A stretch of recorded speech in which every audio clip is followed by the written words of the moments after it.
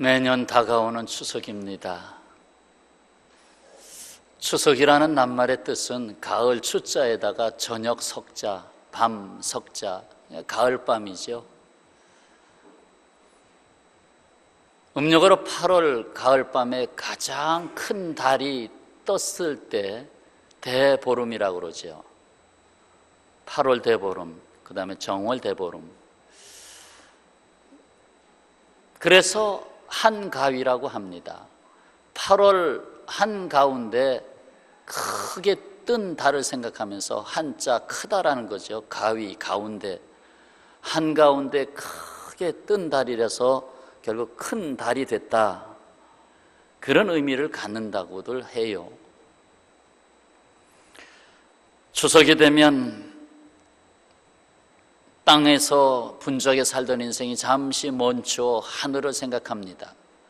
하늘나라로 먼저 간 사람들을 생각하게 되고, 그 중에서는 특히나 부모님들, 할아버지, 할머니들 생각하게 됩니다. 그분들을 생각한다고 하는 것은 결국 그분들이 살아갔던 인생의 길을 조금씩 떠올려 보는 거죠. 아, 이렇게 사셨지. 즐거워하실 때도 있고 슬퍼하실 때도 있고, 아이고 허리야 하면서 허리를 아파하실 때도 있고, 병석에 누우실 때도 있고 등등 부모님이 살아가신 삶의 자리들을 조금씩 돌아보게 됩니다. 그러네요. 우리 인생 앞에는 적어도 4가지 메뉴가 있어요. 오늘 말씀 제목에서 붙여드렸듯이 생사화복이라고 하는 메뉴가 있습니다. 여러분, 이 메뉴 중에서 2가지는 선택하고 싶고 2가지는 선택 안 할 겁니다. 생명은 택하실 테고 복도 택하실 테고, 그러나 사자, 사망, 사자는 택하지 않으시겠죠?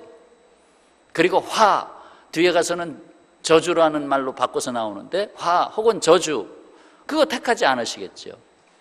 그런데 왜 하나님은 오늘 말씀에서 생사화복을 너희 앞에 둔다 라고 하셨습니까? 하나님도 다 아시는데, 하나님은 우리 백성들이 어떻게 복받고 행복하게 살기를 바라시는데, 우리 또한 그런데 하나님은 왜 그렇게 하셨나요?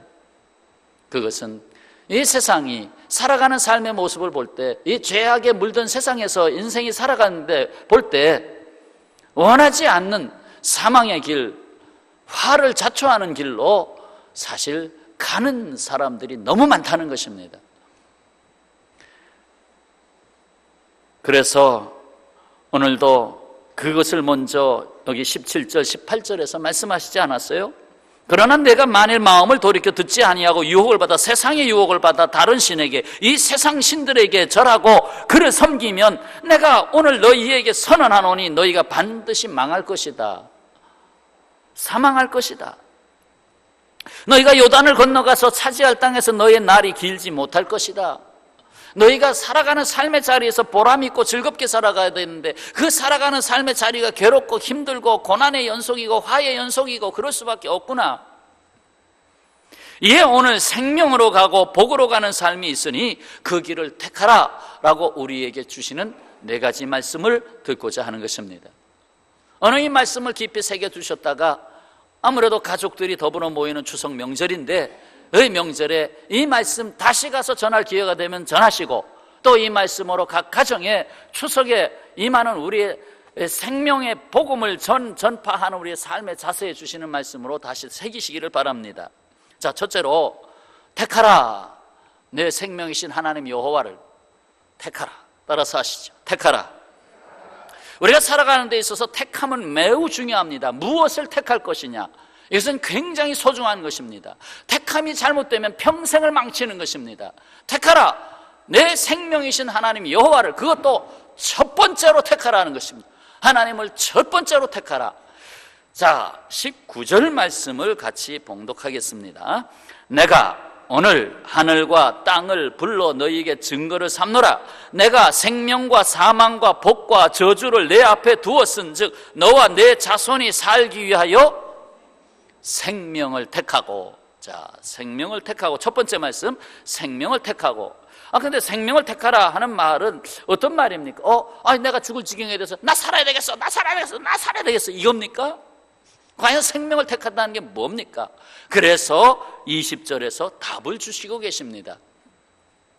내 하나님 여호와를 사랑하고 그의 말씀을 청종하며 또 그를 의지하라. 그는 여호와 하나님, 그는 내 무엇이라고요? 생명이시요 내 장수이시니. 내 하나님 여호와는 내 생명이다, 내 장수다, 이렇게 말씀하셨습니다. 그러면 생명을 택하라는 말에 답이 나왔죠. 누구를 택하라? 생명의 하나님을 택하라, 이 말이죠. 내 생명의 주가 되시니까, 나에게 생명을 주신 분이시니까, 나의 생명은 하나님께 있고 하나님의 것이니까 생명을 택하라. 이는 곧 너의 생명, 너를 존재케 하신 하나님을 택하라 하는 것입니다. 내가 이 세상에 태어났습니다. 내 선택은 하나도 없었습니다. 내가 대한민국 백성으로 태어났습니다. 내 선택은 하나도 없었습니다. 내가 아무개 집안에서 태어났습니다. 내 선택은 하나도 없었습니다. 무엇입니까? 하나님이 나를 존재케 했습니다. 하나님이 나를 지으시고 내게 생명을 불어넣으시고, 창세기 있잖아요. 혹 불어넣으시니 생명이 된지라, 생명이 됐다, 이 말입니다. 그래서 생명을 가진 자가 됐다. 나의 존재, 내가 살아있다고 하는 존재, 이건 하나님께로부터 왔다. 그러니 나에게 생명을 주신 하나님, 그것도 하나님의 형상을 넣어주신 하나님, 그렇다면 내가 이 세상 살아가는 데 있어서 선택의 첫 번째 선택의 기준은 오직 나에게 생명을 주신 하나님을 택하는 일을 놓치지 말라는 것입니다. 내가 범사에 이것은 하나님을 택하는 것인가? 그걸 다른 말로 표현하면 하나님이 택하신다면 무엇을 택할 것인가? 라는 말과도 견줄 수 있습니다. 하나님이 택하신다면 무엇을 택할 것인가? 자, 그렇다면 어떻게 해야 하나님의 생명을 택할 수 있겠습니까? 그 방법이 나와요. 하나는 예수 그리스도를 만나지 않고는 생명을 찾을 수 없습니다. 생명을 택해야 되는데 생명이 보여야지요. 예수 그리스도 없이는 나에게 주신 그 생명조차 발견해낼 수가 없습니다.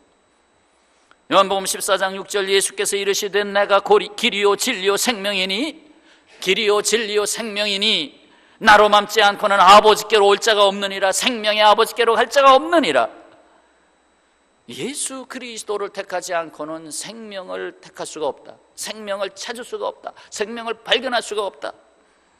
여기에는 단서 조항이 없어요. 여기에는 변함없이 이러한 은혜와 약속만 있을 뿐입니다. 뭡니까? 여러분 잘 아시는 말씀, 하나님이 세상을 이처럼 사랑하사 독생자를 주셨으니 이는 그를 믿는 자마다 멸망하지 않고 무엇을 얻어요? 영생, 생명을 얻게 하려 하심이라. 예수님이 없이는 생명을 얻을 수가 없다고 예수님이 말씀하셨습니다. 어느 한 소녀의 실제적인 간증을 한번 잠깐 들어보겠습니다. 그 소녀가 하는 말로 그대로 인용해 봅시다. 가정 형편이 너무 좋지 않아서 부모님과 떨어져 시골 할머니와 할아버지 집에서 살아야 했습니다. 그런데 부모님이 양육비를 늦게 보낼 때면 할아버지가 엄마에게 욕을 하셨고 나를 버리겠다고 하셨습니다. 너를 내가 버려버리겠다. 엄마가 말이야 양육비도 안 보내고. 이때부터 저는 사람에 대한 두려움과 불신이 생겼습니다. 지옥 같은 시골 생활을 끝내고 부모님을 만나게 됐습니다. 야, 올라와라. 그래서 부모님과 함께 살게 돼서 좀 더 행복할 줄 알았습니다. 그러나 더 힘든 일이 찾아왔습니다. 아빠는 엄마를 자주 때렸습니다. 한 번은 아빠가 식칼을 들더니 엄마 머리 쪽을 향하여 확 휘두를 때 나와 내 동생은 아빠 다리를 붙잡고 늘어졌습니다. 그래서 다행히 그 칼이 빗나갔습니다. 제 마음의 상처는 깊어만 갔습니다. 가족에게서조차 사랑과 관심을 받지 못한 나는 사람들 앞에 제대로 나서지를 못했습니다. 그렇죠. 사랑을 받아봐야 사랑할 줄 알잖아요. 가정에서 사람들은 다 이래, 나에겐 전부 다 나를 싫어한 사람들, 이렇게만 보이니까 인간관계가 자라나질 않습니다.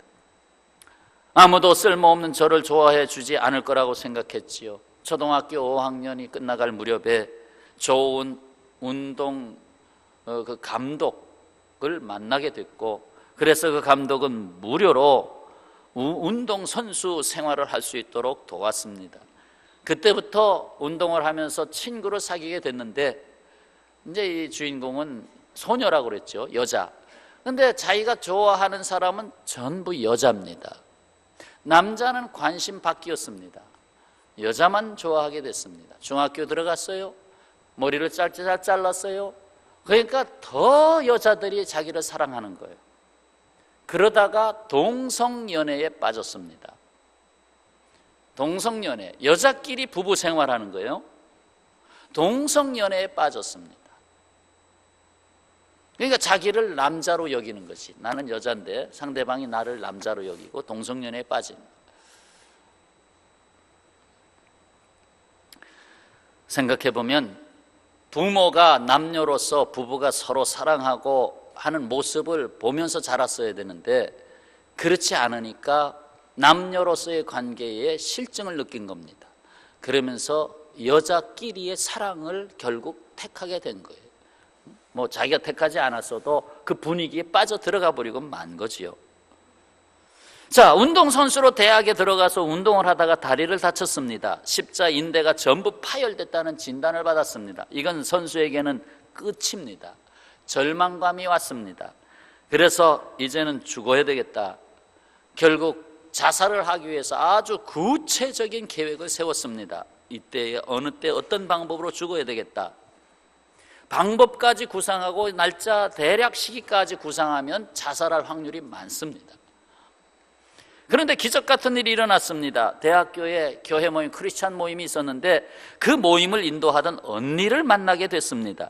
그 언니를 통해서 예수님을 알게 되었고, 그리고 하나님의 사랑 앞에 무릎을 꿇게 됐습니다.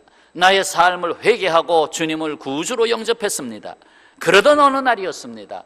동성애가 죄다, 잘못된 거다라고 하는 것을 성경 말씀을 통해서 듣고 알게 됐습니다. 그러고 보니 내가 동성애를 하고 있는 내가 죄인인 걸 알았습니다. 그래서 나 같은 사람은 정말 죽어야 되겠다라고 마음을 먹고는 결국 면도칼로 손목을 그었습니다. 그런데 놀랍게도 손목에 칼이 들어가지 않는 것이었습니다. 그때 음성이 들렸습니다. 혜진아, 내가 너를 사랑한다. 혜진아, 내가 너를 사랑한다. 나는 그 자리에서 그대로 무너졌습니다. 눈물이 쏟아져 내렸습니다. 내가 아직 죄인 되었을 때 예수께서 죽으심으로 나를 향한 하나님의 사랑을 확증하셨다는 말씀이 생각났습니다. 나는 주님께 고백을 했습니다. 하나님, 이제 동성애를 하지 않겠습니다. 용서해 주세요. 그때부터 부활의 주님을 만나게 되었고 진짜 사랑을 알게 됐습니다.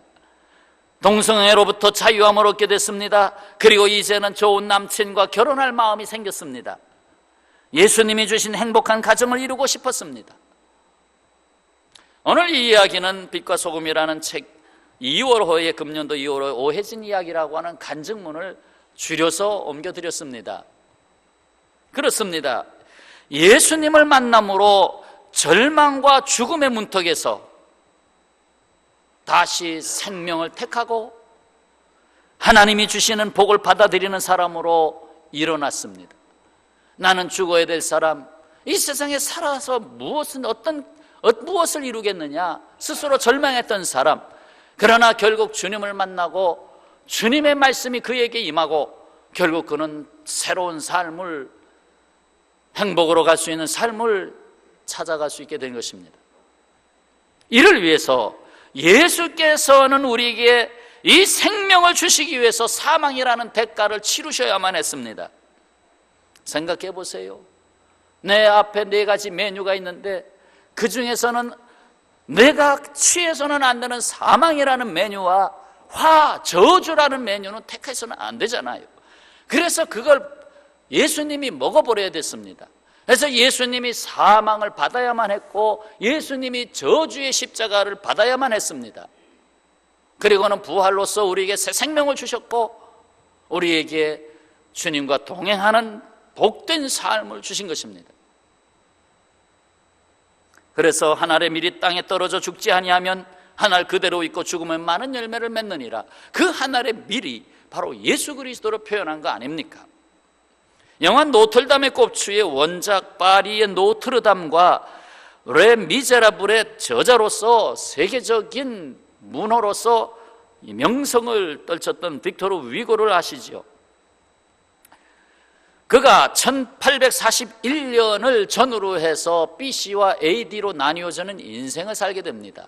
BC라는 건 뭡니까? 예수님 이전의 삶, AD는 예수님 이후의 삶 나눠지는 거 아닙니까? 본래 그는 주색에 빠져있던 방탕한 사람이었습니다.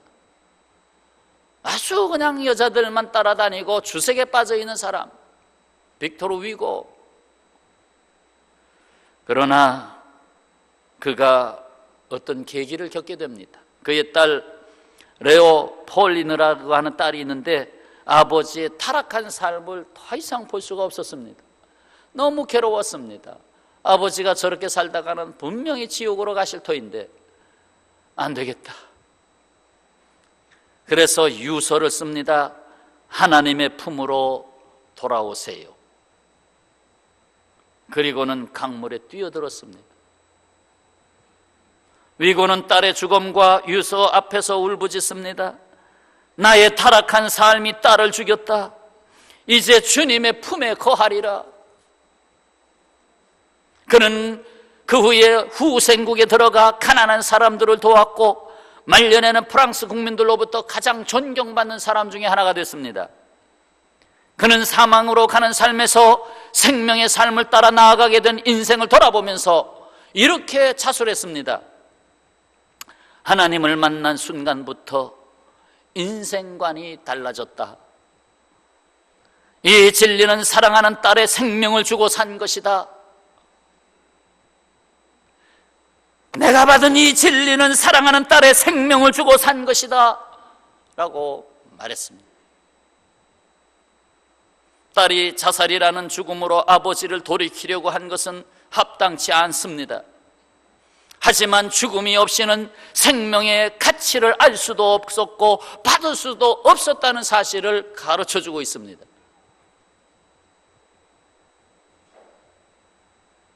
무슨 말씀을 들었습니까? 택하라. 우리가 복 있는 삶을 살기 위해서 택하라. 생명을 택해야 되는데 생명의 주 하나님을 택하라.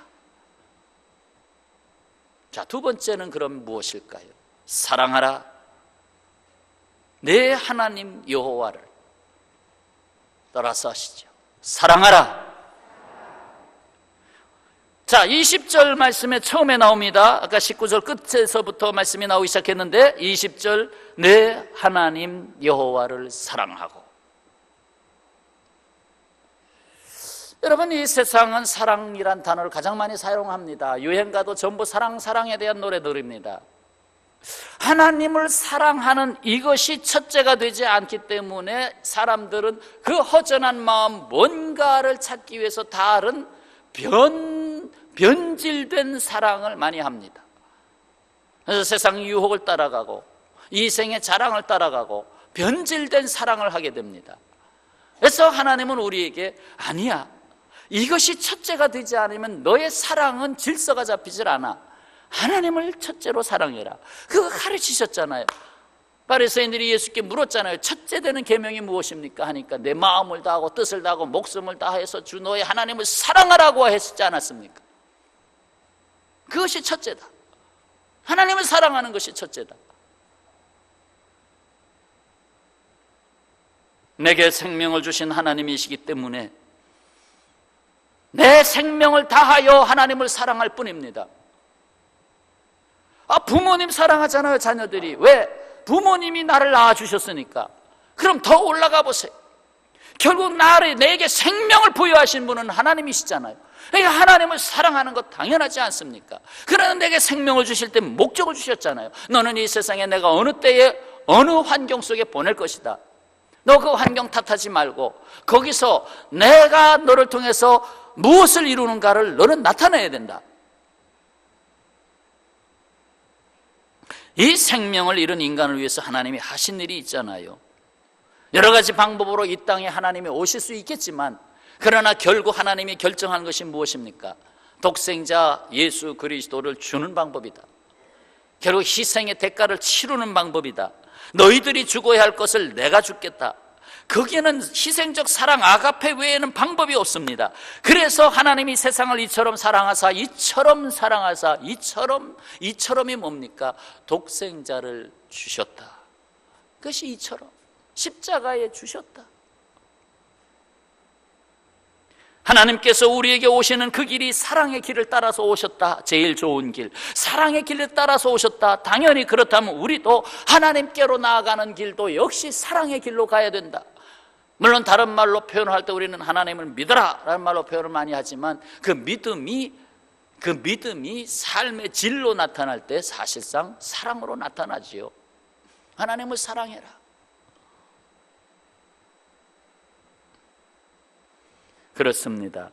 사랑은 보이지 않던 영원한 생명의 길을 보게 합니다. 사랑은 복 있는 자의 삶으로 가는 이정표를 발견하게 합니다. 우리에게 생명을 주신 하나님 사랑하기를 첫째로 하지 않는다면 광야의 삶에서 가나안 땅, 약속의 땅으로 들어갈 때 거기 거하는 날이 길지 않으리라. 그 뭡니까? 멸망이 다가오리라, 그 얘기거든요. 하나님이 너에게 주신 삶의 자리에서 장수한다는 것은 너의 삶의 가치를 내가 너를 통해서 이루겠다 하는 말인데, 물론 선교자도 있습니다. 어쨌든 그 역사가 계속돼서 내려가는데, 나의 삶의 자리가 하나님이 주신 약속의 땅에 거하는 삶, 거기서 하나님의 뜻대로 복된 삶을 살아야 된다 이 말이죠. 그러기 위해서는 하나님을 사랑하라. 내 하나님 여호와를 사랑하라. 나는 무엇을 사랑하는가? 돈을 사랑하는가? 나는 무엇을 사랑하는가? 그 취미 생활도 적당히 해야 됩니다. 어떨 때는 취미가 하나님보다 더 사랑하는 것이 돼. 그래서 어떤 사람은 주일날 교회 못 나와. 왜? 등산이 취미인데 등산 가기 위해서 교회 못 나온다는 거야. 근데 우리 교회에서는 그런 걸 다 이겨내고 나오시는 분들이 많습니다. 주일날 친구들과 낚시를 가야 돼. 근데 그거 다 이겨내고 하나님 사랑하는 걸 첫째로 해야 되겠다. 그래서 하나님 앞에 예배드리잖아요. 하나님을 첫째로 사랑하고 계십니까? 사랑하면 거기에 나는 첫째로 하나님, 둘째로 이웃, 셋째로 나, 이렇게 나갈 수 있습니까?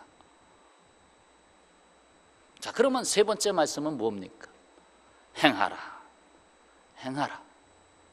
그 말씀의 길을 따라서, 하나님의 말씀을 따라서 행하라. 따라서 하시죠. 행하라. 첫째가 뭐였어요?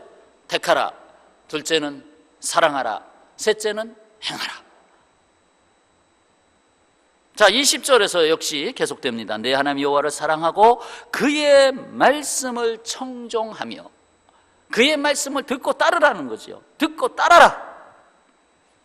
이는 우리가 생명을 걸고 따라갈 뿐이기 때문에 그렇습니다. 생명을 걸고 따라갈 것이 그분 외에 무엇이 있으신가요? 나에게 생명을 주신 주님, 생명을 걸고 따라갈 그분, 나의 존재, 나의 생명 가치가 그분으로부터 나왔기 때문에 그 생명의 길을 지키며 바르게 살려면 그 생명 매뉴얼을 갖고 살아야 됩니다. 여러분이 어떤 제품을 하나 사면, 특히나 가전제품 같은 거, 휴대폰 같은 거 사면 매뉴얼이 따라오잖아요. 그 매뉴얼을 그래도 한 번씩 읽어보시잖아요.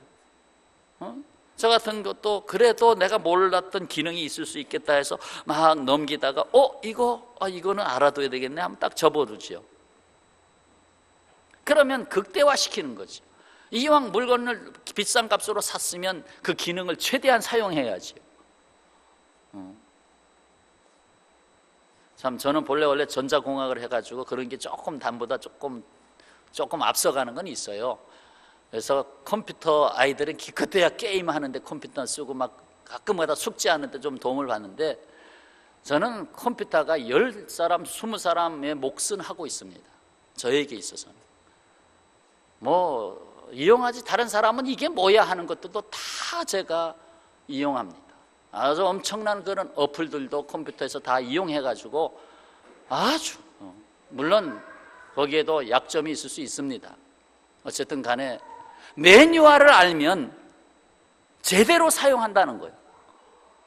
바로 인생에도 인생 사용 설명서가 있습니다. 신구약 66권은 우리에게 주신 인생 사용 설명서입니다. 맞습니까? 왕에게도 얘기했습니다. 이 성경 말씀은, 이 율법서를 내 머리맡에 두고 살아라. 하나님은 왕에게도 말씀했습니다. 내가 왕권을 가지고 있지, 왕의 왕 되신 하나님이 있으니까 성경책을 내 머리맡에 두고 살아라.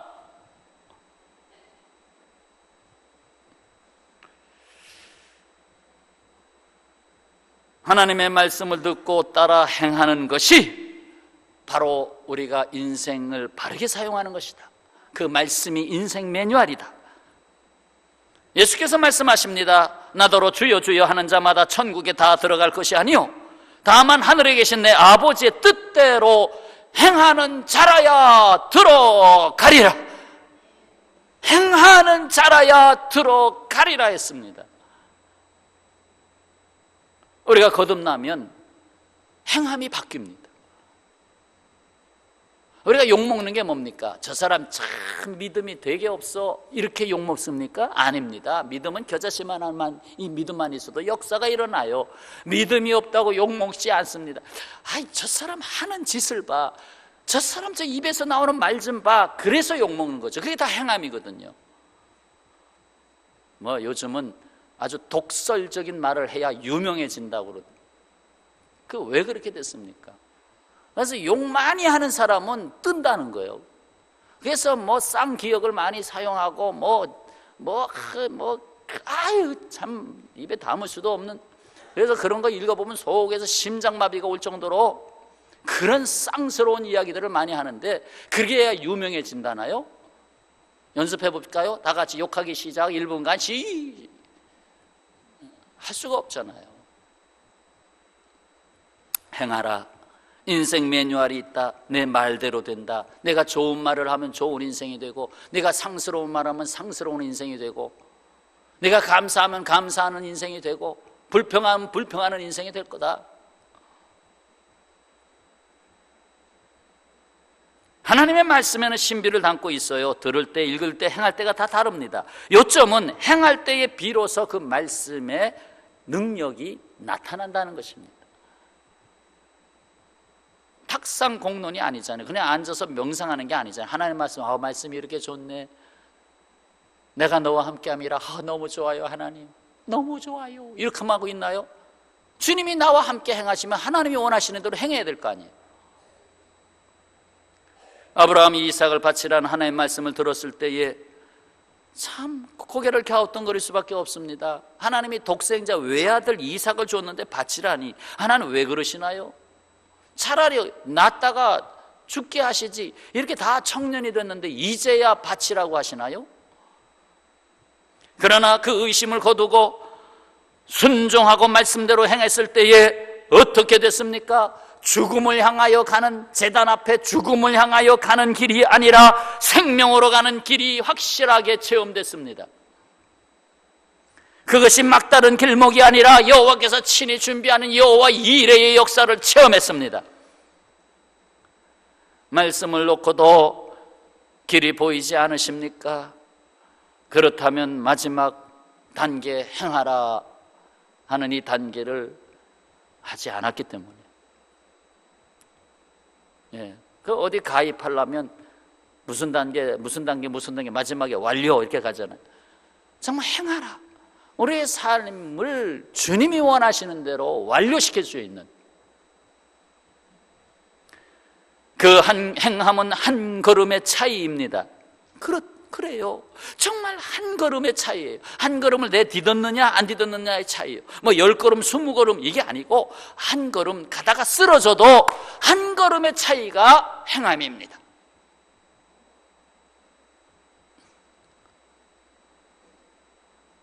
자, 그렇다면 마지막 네 번째 말씀은 무엇일까요? 의지하라. 내 하나님을 따라서 하시죠. 의지하라.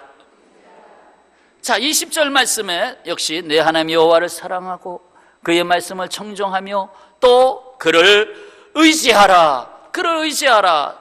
그는 내 생명이시요 내 장수이시니 여호와께서 내 조상 아브라함과 이삭과 야곱에게 주리라고 맹세하신 땅에 내가 거주하리라. 이는 내 생명을, 내 인생 전부를 맡기실 분이 계시는데 바로 그분이 하나님이시라는 것입니다. 내 인생을 맡길 수 있는 그분이 계시다고 하는 것은 우리의 삶에 너무나 큰 축복이요 기쁨이 아닐 수가 없습니다. 내 인생을 맡겨드릴 분이 계신다. 결혼도 그렇잖아요. 나를 당신께 맡깁니다. 그거 맡길 의향이 없으면 결혼할 수 없을 겁니다. 이 세상은 근심과 염려, 불안과 두려움에서 벗어나지 못하는 죄악에 묻힌 세상입니다. 그러나 우리 하나님을 만난 믿음의 사람들에게는 분명한 약속이 있습니다. 아니, 명령이죠. 내 하나님 여호와를 의지하라 하는 명령입니다. 하나님을 의지하라. 명령하신 하나님이 어찌 맡아주지 않으시겠습니까? 말만 주님을 믿습니다 하면서 실제로 의지하지 아니하고 인생을 맡기지 않는다면 그것은 앞뒤가 맞지 않아요. 여러분, 은행에 돈을 맡길 때에 요즘 조금씩 불안한 마음이 생겨나지 않습니까? 왜? 은행도 망하는 걸 봤기 때문에. 은행이 망하면 어떡하지? 조그만 돈이야 문제가 없지만 나의 이 평생의 모든 재산을 다 맡겼다고 생각해 봅시다. 저 은행이 망하면 어떡하지? 그러나 우리에게는 망할 수 없는 그분이 계십니다. 우리에게 생명을 주시고 우리 죄인을 위하여 죽는 데까지 내어주신 사랑의 하나님, 그분이 계십니다. 할렐루야. 하나님은 망하실 수가 없어요. 살아계신 하나님, 영원하신 하나님, 그분께 내 인생을 맡겨라. 성경은 말씀합니다. 아멘으로 화답하시기 바랍니다. 시편 37편 5절에 내 길을 여호와께 맡기라. 그를 의지하면 그가 이루시고. 아멘. 맡기라. 그가 이루시고. 잠언 16장 3절 너의 행사를 여호와께 맡기라. 그리하면 내가 경영하는 것이 이루어지리라. 시편 115편 9절 말씀 이스라엘아 여호와를 의지하라. 그는 너희의 도움이시요 너의 방패시로다. 아멘. 베드로전서 5장 7절 너의 염려를 다 주께 맡기라. 이는 그가 너희를 돌보심이라. 아멘. 주님은 우리에게 지금 말씀하십니다.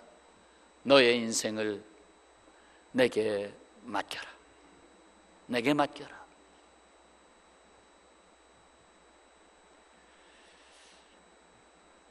하나님은 오늘 우리에게 어떤 말씀을 하셨어요? 생명으로 가고 복으로 가는 삶이 있다. 그 길을 택하라고. 그래서 오늘 주신 말씀 네 가지를 담아가시기 바랍니다. 자, 따라서 하시죠. 택하라. 생명의 하나님을. 사랑하라. 내 하나님을. 행하라. 말씀을 따라. 의지하라. 내 하나님을. 이 놀라운 말씀들을 가슴에 더 깊이 새기시고 여러분의 삶의 자리에, 가족이 더불어 함께하는 자리에 귀한 약속의 말씀, 복된 말씀이 되시기를, 그래서 이번에 생명과 복이 가득한 추석 되시기를 주님의 이름으로 축원합니다. 기도하겠습니다.